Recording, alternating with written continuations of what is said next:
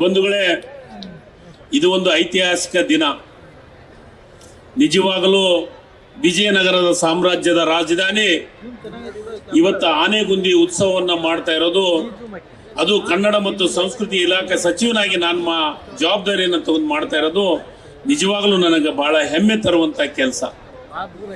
ಆನೆಗುಂದಿ ಅಂದ್ರೆ ಬೇರೆ ಗಂಗಾವತಿ, ಆನೆಗುಂದಿ, ಕೊಪ್ಪಳ ಅಂದ್ರೆ ಬೇರೆ ಒಂದು ಜಿಲ್ಲೆ ಅಷ್ಟೇ ಅಲ್ಲ, ಇಡೀ ರಾಜ್ಯಕ್ಕಷ್ಟೇ ಅಲ್ಲ, ರಾಷ್ಟ್ರ ಮಟ್ಟದೊಳಗೂ ಪರಿಚಯವಾದಂಥದ್ದು ಯಾವುದಾದ್ರೂ ಇದ್ರೆ ಅದು ಕೊಪ್ಪಳ ಜಿಲ್ಲೆ ಗಂಗಾವತಿ ತಾಲೂಕು ಅಂತ ಹೆಮ್ಮೆಯಿಂದ ಹೇಳುವಂತ ಕೆಲಸವನ್ನು ನಾನು ಮಾಡ್ತೀನಿ.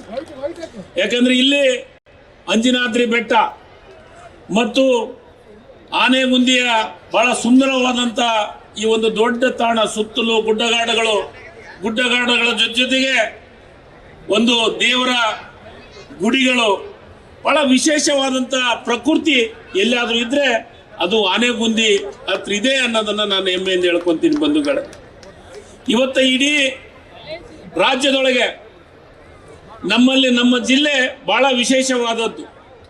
ಒಂದ್ ಕಡೆ ಅಂಜನಾದ್ರಿ ಬೆಟ್ಟ, ಇನ್ನೊಂದು ಕಡೆ ಆನೆಗುಂದಿ, ಇನ್ನೊಂದು ಕಡೆ ಕನಕಗಿರಿ ಕನಕಾಚಲಪತಿಯ ದೇವಸ್ಥಾನ, ಮತ್ತೊಂದು ಕಡೆ ಏನು ಯಲಬುರ್ಗ ಗೊಂಬೆಗಳ ಒಂದು ಪ್ರಸಿದ್ಧವಾದಂಥ ಜಾಗ. ಮತ್ತು ಇದು ಎಲ್ಲವೂ ನಮ್ಮ ಜಿಲ್ಲೆ ಬಹಳ ವಿಶಿಷ್ಟವನ್ನ ಪಡೆದಂಥದ್ದು. ಅದಕ್ಕೆ ನಾನು ಜಿಲ್ಲಾ ಆಡಳಿತದಿಂದ ಕನಕಗಿರಿ ಉತ್ಸವದೊಳಗೆ ನಮ್ಮ ಜಿಲ್ಲೆಯೊಳಗ ಏನೇನು ಪ್ರಸಿದ್ಧವಾದಂಥ ತಾಣಗಳದಾವ ಅನ್ನೋದನ್ನ ಒಂದು ವಿಡಿಯೋ ಮಾಡೋದ್ರ ಮುಖಾಂತರ ನಮ್ಮ ಜಿಲ್ಲೆಯ ಎಲ್ಲ ಪರಿಚಯ ಮಾಡುವಂತ ಕೆಲಸವನ್ನ ಮಾಡಿದೀವಿ. ಯಾಕೆ ಇದನ್ನ ಮಾಡ್ತಾ ಇದ್ದೀವಿ ಅಂದ್ರೆ ನಮ್ಮ ಜಿಲ್ಲೆ ಬಹಳ ವಿಶಿಷ್ಟವಾದಂಥದ್ದು. ತುಂಗಭದ್ರಾ ನದಿ ಒಂದ್ ಕಡೆ ಹರಿದು ಹೋಗೋದ್ರ ಜೊತೆಗೆ ನಮ್ಮ ನಾಡಿನೊಳಗ ಭತ್ತ ಬೆಳೆಯುವಂತ ನಾಡು. ಭತ್ತ ಬೆಳೆಯೋದ್ರೊಳಗ ಅತಿ ಹೆಚ್ಚು ಕೆಲಸವನ್ನ ಕೃಷಿಕರು ಕೆಲಸ ಮಾಡೋದೇನಾದ್ರೆ ಅತಿ ಹೆಚ್ಚು ಇಳುವರಿಯನ್ನು ತೆಗೆಯುವಂತ ಯಾವುದಾದ್ರೂ ಭಾಗ ಇದ್ರೆ ಅದು ನಮ್ಮ ತುಂಗಭದ್ರಾ ಭಾಗದೊಳಗ ಅತಿ ಹೆಚ್ಚು ಭತ್ತವನ್ನು ಬೆಳೆಯೋದು. ಅದು ವಿಶೇಷವಾಗಿ ಅಖಂಡ ಗಂಗಾವತಿ ತಾಲೂಕು ಮತ್ತು ಕೊಪ್ಪಳ ಜಿಲ್ಲೆ ಅಂತಂದ್ರೆ ತಪ್ಪಾಗಲಿಕ್ಕಿಲ್ಲ. ನಮ್ಮ ಮಾತನ್ನು ಇಲ್ಲಿ ಹೇಳಲಿಕ್ಕೆ ಇಷ್ಟಪಡ್ತೀನಿ ಬಂಧುಗಳೇ. ಈಗಾಗಲೇ ಲೋಕಸಭಾ ಸದಸ್ಯರು ನಮ್ಮ ಹಿರಿಯರು ಮಾತಾಡಿದ್ರು, ಒಂದು ರೈಲ್ವೆ ಅಯೋಧ್ಯೆಗೆ ಹೋಗಬೇಕು ಅಂತ, ನಿಶ್ಚಿತವಾಗಲೂ ಹೋಗಲೇಬೇಕು, ಇದರ ಅವಶ್ಯಕತೆ ಇದೆ. ನಾವು ಎಲ್ಲರಿಗೂ ನಮ್ಮ ಸರ್ಕಾರ, ನಮ್ಮ ಮುಖ್ಯಮಂತ್ರಿಗಳು ಅಭಿವೃದ್ಧಿ ವಿಚಾರದೊಳಗೆ ಎಲ್ಲ ರೀತಿಯ ಸಹಕಾರವನ್ನು ಮಾಡಬೇಕು ಅಂತಂದು ಈಗಾಗಲೇ ನಮಗ ಹೇಳಿದ್ದಾರೆ. ನಮಗೆ ಆ ರೀತಿ ಕೆಲಸವನ್ನು ಮಾಡಕತ್ತಿದ್ದಾರೆ. ನಿಶ್ಚಿತವಾಗಲೂ ಕರಡಿ ಸಂಗಣ್ಣ ಸಾಹೇಬ್ರೆ, ನಾವು ನಿಮ್ಮ ಜೊತೆಗಿದ್ದೀವಿ. ನಿಶ್ಚಿತವಾಗಲೂ ಏನೇನು ನಿಮ್ಮ ಕೇಂದ್ರದ ಪ್ರಪೋಸಲ್ಗಳದಾವ, ನಾನು ಜಿಲ್ಲಾ ಮಂತ್ರಿಯಾಗಿ ನಿಶ್ಚಿತವಾಗಲೂ ಪ್ರಾಮಾಣಿಕವಾದಂಥ ಪ್ರಯತ್ನವನ್ನು ಮಾಡ್ತೀನಿ ಅನ್ನೋ ಮಾತನ್ನು ಇಲ್ಲಿ ಹೇಳಲಿಕ್ಕೆ ಇಷ್ಟಪಡ್ತೀನಿ ಬಂಧುಗಳೇ. ಇವತ್ತು ಈ ಭಾಗದೊಳಗೆ ನಾನು ಇನ್ನೂ ಒಂದು ನನಗೆ ಕೊರಗಿದೆ. ನೀವೇನೇನು ಹೇಳಿದ್ರಿ, ಒಂದು ನಮ್ಮ ರೈಸ್ ಟೆಕ್ನಾಲಜಿ ಪಾರ್ಕ್ ಅನ್ನು ಈ ಭಾಗದೊಳಗೆ ಮಾಡಿದ್ದೀವಿ. ಕೇಂದ್ರದೊಳಗ ಬಹಳಷ್ಟು ದುಡ್ಡುಗಳಿತ್ತು. ದಯಮಾಡಿ ಇನ್ನೂ ಆ ಪ್ರಯತ್ನವನ್ನು ಮಾಡಿದ್ರೆ ನಾನು ಬಹಳ ಖುಷಿ ಪಡ್ತೀನಿ. ಸಂಗಣ್ಣ ಸಾಹೇಬ್ರೆ, ಅವಶ್ಯಕತೆ ಇದೆ. ನಾವು ಭತ್ತ ಬೆಳಿತೀವಿ, ಒಂದೊಂದ್ಸತಿ ಒಳ್ಳೆ ರೇಟ್ ಇರ್ತೈತೆ, ಒಂದ್ಸತಿ ರೇಟೇ ಇರಂಗಿಲ್ಲ. ನಮ್ಮ ಭಾಗದ ರೈತರಿಗೆ ಬಹಳಷ್ಟು ತೊಂದರೆ ಆಗ್ತಾ ಇದೆ. ಅದಕ್ಕೆಲ್ಲ ಒಂದು ರೈಸ್ ಟೆಕ್ನಾಲಜಿ ಪಾರ್ಕ್ ಅನ್ನ ಈ ರಾಜ್ಯದಾಗ ಅಷ್ಟೇ ಅಲ್ಲ, ಏಷ್ಯಾ ಖಂಡದಾಗ ಮೊಟ್ಟ ಮೊದಲ ರೈಸ್ ಟೆಕ್ನಾಲಜಿ ಪಾರ್ಕ್ ಎಲ್ಲೈತೆ ಅಂದ್ರೆ ಅದು ಗಂಗಾವತಿ, ಅಖಂಡ ಗಂಗಾವತಿ ತಾಲೂಕು, ಈಗ ಕನಗಿರಿ ಕಾಟಿ ತಾಲೂಕಿನೊಳಗಿದೆ ಅನ್ನೋದನ್ನ ಹೆಮ್ಮೆ ಪಡಬೇಕಾಗಿದೆ. ಕನಿಷ್ಠ 357 ಎಕರೆ ಭೂಮಿ, ಅದಕ್ಕೆ 150 ಕೋಟಿ ದುಡ್ಡನ್ನು ಕೊಟ್ಟು ಈಗಾಗಲೇ ಅಭಿವೃದ್ಧಿಯನ್ನು ಮಾಡ್ತಾ ಇದ್ದೀವಿ. ಇನ್ನೂ ಮಾಡಬೇಕಾಗಿದೆ, ಅದರ ಅವಶ್ಯಕತೆ ಇದೆ. ಈಗ ಏನು ತುಮಕೂರು ಹತ್ರ ಫುಡ್ ಗ್ರೇನ್ಸ್ ನ ಒಂದು ಪಾರ್ಕ್ ಅನ್ನ ಮಾಡಿದ್ರು. ಕೇಂದ್ರ ಸರ್ಕಾರ ಸಾವಿರಾರು ಕೋಟಿ ದುಡ್ಡನ್ನು ಕೊಡ್ತು. ಇಲ್ಲಿನೂ ಆ ಕೆಲಸವನ್ನು ಮಾಡಬೇಕನ್ನೋದು ನಮ್ಮ ಆಸೆ ಇದೆ. ನಮ್ಮ ಭಾಗದೊಳಗೆ ನಮ್ಮ ರೈತರು ಬದುಕಬೇಕಾಗಿದೆ, ಇಲ್ಲಿ ಇಂಡಸ್ಟ್ರಿ ಬರಬೇಕಾಗಿದೆ. ಬೇರೆ ಭತ್ತದಿಂದ ರೈಸ್ ಮಾಡಕ್ ಸಾಧ್ಯ ಇಲ್ಲ, ಭತ್ತದಿಂದ ಅನೇಕ ಪ್ರೊಡಕ್ಷನ್ಗಳನ್ನು ಮಾಡೋಕೆ ಅವಕಾಶಗಳಿದೆ. ಕರೆಂಟ್ ಇಂದ ಹಿಡ್ಕೊಂಡು, ಎಣ್ಣೆಯಿಂದ ಹಿಡ್ಕೊಂಡು ಬೇರೆ ಬೇರೆ ಉತ್ಪನ್ನಗಳನ್ನು ಮಾಡ್ಲಿಕ್ಕೆ ಅವಕಾಶಗಳಿಂದ, ಅದಕ್ಕೆ ಮಾಡ್ಬೇಕಂತ ರೈಸ್ ಟೆಕ್ನಾಲಜಿ ಪಾರ್ಕ್ ಅನ್ನ ಮಾಡಿದ್ದೀವಿ. ಅದಕ್ಕೆ ನಿಮ್ಮ ಸಹಾಯ ಸಹಕಾರ ಬಹಳ ಮುಖ್ಯವಾಗಿದೆ. ಅದನ್ನು ನಾನು ಯಾವಾಗಲೂ ಬಯಸ್ತೀನಿ. ನಾವು ಒಂದ್ ಕಡೆ ರಾಜಕಾರಣ ನಾವು ವೇದಿಕೆ ಮೇಲೆ ಮಾಡೋಣ, ರಾಜಕೀಯವಾಗಿ ಚುನಾವಣೆ ಪ್ರಚಾರದೊಳಗೆ ನಾವು ಮಾತಾಡ್ತೀವಿ. ಆದ್ರೆ ವೇದಿಕೆ ಮೇಲೆ ಕುಂತ ಅಭಿವೃದ್ಧಿ ವಿಚಾರದಾಗ ಸಂಗಣ್ಣ ಸಾಹೇಬ್ರು ಇರ್ಬೋದು, ನಾವಿರ್ಬೋದು, ಜನಾರ್ದನ್ ರೆಡ್ಡಿ ಅವರು ಇರ್ಬೋದು, ದೊಡ್ಡನಗೌಡರು ಇರ್ಬೋದು, ನಾವೆಲ್ಲರೂ ಒಂದಾಗಿ ಕೆಲಸ ಮಾಡಲಿಕ್ಕೆ ನಾವು ಸಿದ್ಧರಿದ್ದೀವಿ ಅನ್ನೋ ಮಾತನ್ನ ಇಲ್ಲಿ ಹೇಳಲಿಕ್ಕೆ ಇಷ್ಟಪಡ್ತೀನಿ ಬಂಧುಗಳೇ. ಇವತ್ತ ಆನೆಗುಂದಿ ಉತ್ಸವ ಬರೇ ಉತ್ಸವ ಆದ್ರೆ ಸಾಲದು. ಈ ಉತ್ಸವದ ಜೊತೆಗೆ ಈ ಭಾಗದ ಸಂದೇಶವನ್ನು ಹೇಳಬೇಕಾಗಿದೆ. ಈ ಭಾಗದೊಳಗೆ ಹಿಂದಿನ ರಾಜವಂಶಸ್ಥರು ಯಾವ ರೀತಿ ಕೆಲಸವನ್ನು ಮಾಡಿದ್ರು, ರಾಜವಂಶಸ್ಥರು ರೈತರ ಬಗ್ಗೆ ವಿಶೇಷವನ್ನ ಕಾಳಜಿ ವಹಿಸಿದ್ರು ಅನ್ನೋದ್ರ ಬಗ್ಗೆ ನಮ್ಮ ಯುವ ಪೀಳಿಗೆಗೆ ತಿಳಿಸುವುದ ಕೆಲಸ ಆಗಬೇಕಾಗಿದೆ. ಕನಗಿರಿ ಇರ್ಬೋದು, ಆನೆಗುಂದಿ ಇರ್ಬೋದು, ಹಂಪಿ ಇರ್ಬೋದು, ಇವೆಲ್ಲವೂ ಈ ದೇಶದ ರಾಜ್ಯದ ಇತಿಹಾಸವನ್ನು ಹೇಳುವಂತ ಉತ್ಸವಗಳು ವಿನ ಯಾರ ಒಂದು ಸ್ವಾರ್ಥಕ್ಕಾಗಿ ಉತ್ಸವವನ್ನ ಮಾಡ್ತಾ ಇಲ್ಲ. ಅದಕ್ಕೆ ಬಂಧುಗಳೇ, ಇವತ್ತ ಆನೆಗುಂದಿ ಉತ್ಸವ ಇನ್ನೂ ಅದ್ದೂರಿ ಆಗ್ಬೇಕಾಗಿತ್ತು. ನಮ್ಮ ಆಸೆ ಐತೆ.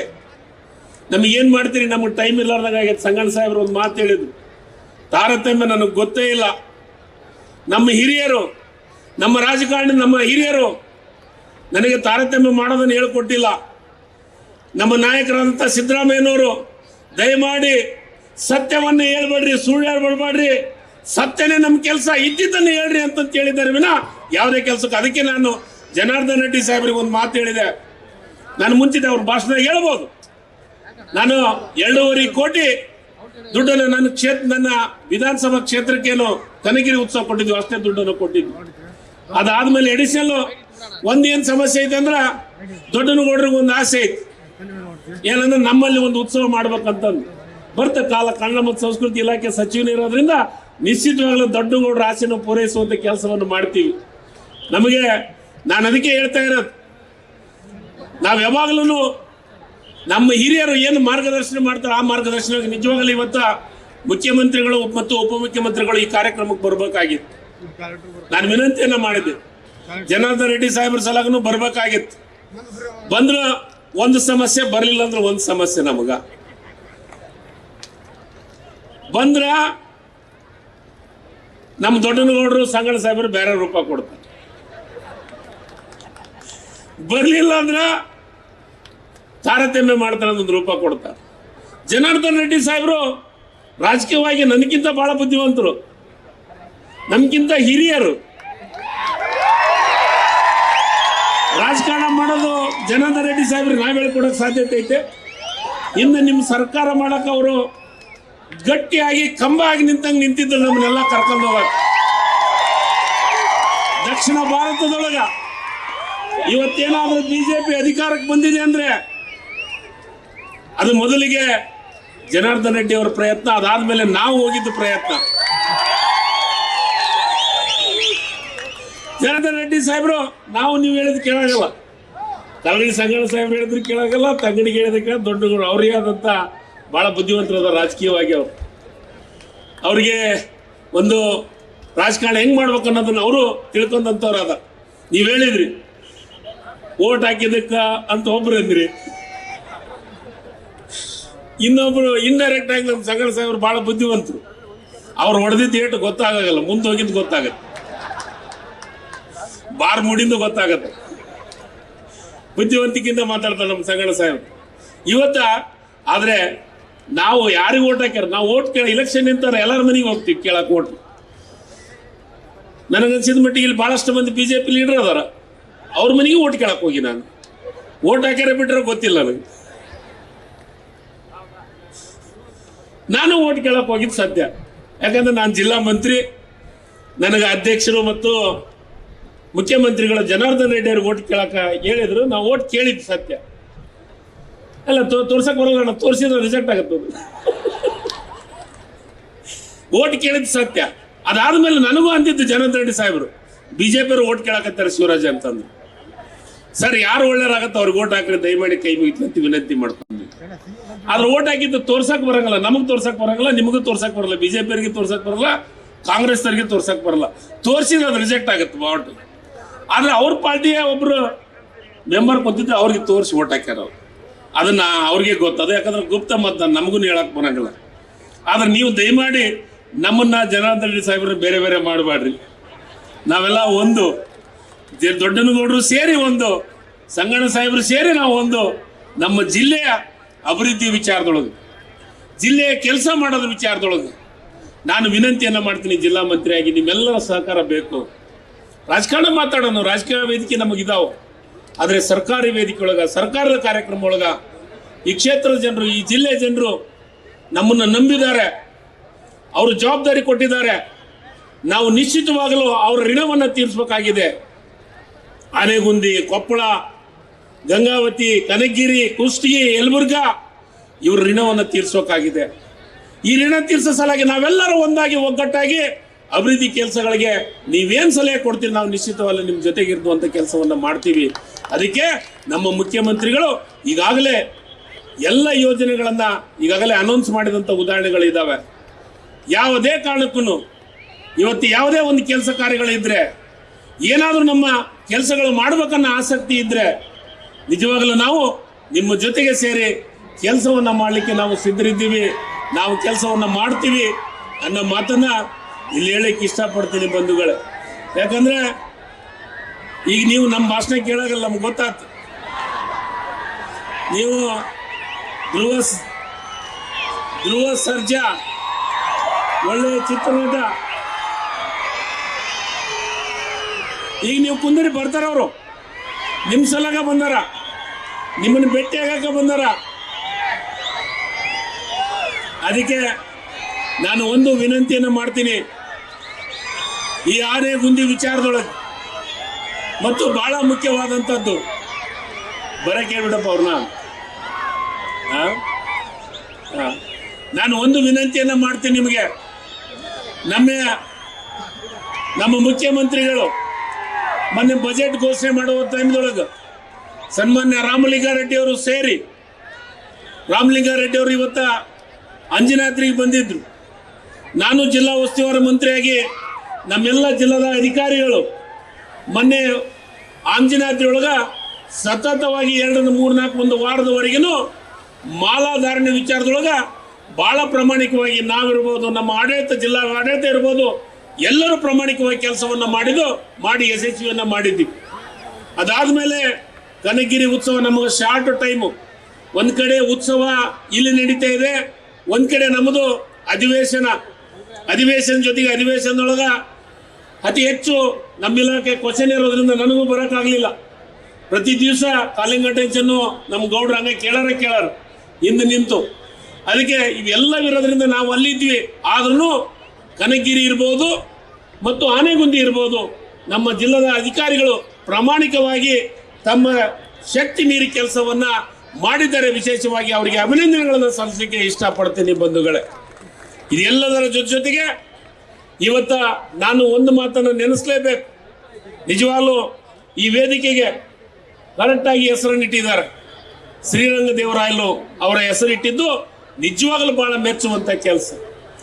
ಆಡಳಿತದ ವಿಚಾರದೊಳಗೆ ಅವರನ್ನು ನಾವು ನೋಡಿ ಕಲಿಬೇಕು. ಒಂದು ಕಡೆ ಆಡಳಿತದ ವಿಚಾರ, ಇನ್ನೂ ಒಂದು ಕಡೆ ಪಕ್ಷ ನಿಷ್ಠೆಯ ವಿಚಾರದೊಳಗೆ ನಿಜವಾಗ್ಲೂ ಶ್ರೀರಂಗದೇವರಾಯಲು ದನಿಯರನ್ನ ನಾನು ನೆನೆಸಲೇಬೇಕು. ನಾನು ಚುನಾವಣೆ ಮುಂಚಿತೊಳಗೆ ನಾನು ಬಂದಿದ್ದೆ ಅವ್ರ ಮನೆಗೆ. ಅವ್ರ ಬೆಡ್ ಮ್ಯಾಗಿದ್ರು. ಈ 2 ಮಾತು ಹೇಳಲೇಬೇಕು ನಾನು. ಅವ್ರ ಬೆಡ್ ಮ್ಯಾಗಿದ್ರು, ಒಂದು ಮಾತನ್ನು ಹೇಳಿದ್ರು ನನಗೆ ಕರೆದು, ನೀನು ಜಿಲ್ಲಾಧ್ಯಕ್ಷ, ಕಾಂಗ್ರೆಸ್ದ ಜಿಲ್ಲಾಧ್ಯಕ್ಷ, ನಿನಗೆ ಭಾಳ ಜವಾಬ್ದಾರಿ ಇರಬೇಕು, ನೀನು ಎಲ್ಲರ ಜೊತೆ ಕರ್ಕೊಂಡು ಹೋಗ್ಬೇಕು, ನೀನು ಒಗ್ಗಟ್ಟಾಗಿ ಕರ್ಕೊಂಡು ಹೋಗ್ಬೇಕು ಅನ್ನೋ ಮಾತನ್ನು ಹೇಳಿದಾಗ ನಿಜವಾಗ್ಲೂ ನನಗೆ ಕಣ್ಣ ನೀರು ಬಂದು. ಯಾಕಂದರೆ ಈ ಅಪ್ಪ ಬೆಡ್ ಮೇಲೆ ಮುಖಂಡ ದನಿ ಆದರೂ ನಮಗೆ ಎಚ್ಚರಿಕೆಯ ಮಾತನ್ನು ಹೇಳ್ತಾ ಇದ್ರಲ್ಲ, ನಿಜವಾಗ್ಲೂ ಅದು ಭಾಳ ಅಭಿನಂದನೆ ವಿಚಾರ ಅನ್ನೋ ಮಾತನ್ನು ಹೇಳ್ತೀನಿ. ಯಾಕಂದರೆ ಅವ್ರಿಗೆ ಪಕ್ಷಕ್ಕೆ ದ್ರೋಹ ಮಾಡಬೇಡ, ಎಲ್ಲಿ ರೀತಿಯಲ್ಲಿ ಪ್ರಾಮಾಣಿಕವಾಗಿರೋ ಅನ್ನೋ ಮಾತನ್ನು ಹೇಳಿದರು. ಅದು ನಿಜವಾಗ್ಲೂ ಭಾಳ ಮೆಚ್ಚುವಂಥದ್ದು. ಅಂಥವ್ರು ನಿಜವಾಗ್ಲೂ ಇವತ್ತು ನಾವು ಕಳ್ಕೊಂಡಿದ್ದೀವಿ. ನಿಜವಾಗ್ಲೂ ಭಾಳ ನೋವು ಕೊಡುವಂಥ ವಿಚಾರ. ಆ ಒಂದು ಅದ್ಭುತವಾದಂಥ ಹಿರಿಯರನ್ನ ಅಭಿವೃದ್ಧಿ ವಿಚಾರದೊಳಗೆ ಭಾಳಷ್ಟು ಕೆಲಸ ಕಾರ್ಯಗಳನ್ನು ಗಂಗಾವತಿ ಮತ್ತು ಕನಕಗಿರಿ ಭಾಗಕ್ಕೆ ಶಾಸಕರಾಗಿ, ಮಂತ್ರಿಯಾಗಿ ಕೆಲಸವನ್ನು ಮಾಡಿದಂಥವ್ರನ್ನ ನಾವು ಇವತ್ತು ನೆನಲೇಬೇಕು. ನಿಜವಾಗ್ಲೂ ಅವ್ರನ್ನ ಆ ವೇದಿಕೆಗೆ ಹೆಸರು ಶ್ರೀರಂಗದೇವರಾಯಲು ಅಂತ ಧನ್ಯರು ಹೆಸರಿಟ್ಟಾರ. ನಿಜವಾಗಲೂ ನಾನು ಜನಾರ್ದನ್ ರೆಡ್ಡಿ ಸಾಹೇಬರಿಗೆ ಮತ್ತು ನಮ್ಮ ಜಿಲ್ಲಾ ಆಡಳಿತಕ್ಕೆ ಅಭಿನಂದನೆಗಳನ್ನು ಹೇಳಲಿಕ್ಕೆ ಇಷ್ಟಪಡ್ತೀನಿ ಬಂಧುಗಳೇ. ಆ ಮನುಷ್ಯ ಯಾವಾಗಲೂ ಪ್ರಾಮಾಣಿಕತೆ ಮತ್ತು ಸ್ವಚ್ಛ ಮನಸ್ಸಿನಿರುವಂಥ ಒಬ್ಬ ನಾಯಕನ ನಾವು ಕಳ್ಕೊಂಡಿದ್ದೀವಿ. ಆ ನಾಯಕರ ಹೆಸರು ಇವತ್ತು ಇಟ್ಟಿದ್ದಾರೆ. ನಿಜವಾಗ್ಲೂ ಭಾಳ ಸಂತೋಷ ಪಡುವಂಥ ವಿಚಾರ ಅನ್ನೋ ಮಾತನ್ನು ಇಲ್ಲಿ ಹೇಳುತ್ತಾ, ಇವತ್ತ ನೀವು ಇನ್ನೂ ಕಾರ್ಯಕ್ರಮದೊಳಗೆ ಮತ್ತು ನಾನು ಒಂದು ವಿಚಾರವನ್ನು ಇಲ್ಲಿ ಹೇಳಲಿಕ್ಕೆ ಇಷ್ಟಪಡ್ತೀನಿ.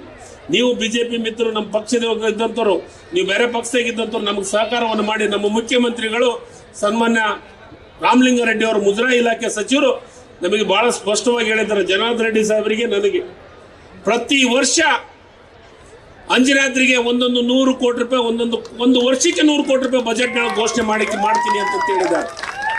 ಆ 100 ಕೋಟಿ ರೂಪಾಯಿ ಈಗನೇ ಆದಷ್ಟು ಬೇಗನೆ ನನಗಂಚಿದ ಮಟ್ಟಿಗೆ ಲೋಕಸಭಾ ಚುನಾವಣೆ ಮುಗಿದ ತಕ್ಷಣ ನನಗಂಚಿದ ಮಟ್ಟಿಗೆ ಇದೇ ವಾರದಾಗ ನೀವು ನಮಗೆ ನೀತಿ ಸಂಹಿತೆ ಬರ್ಬೋದು.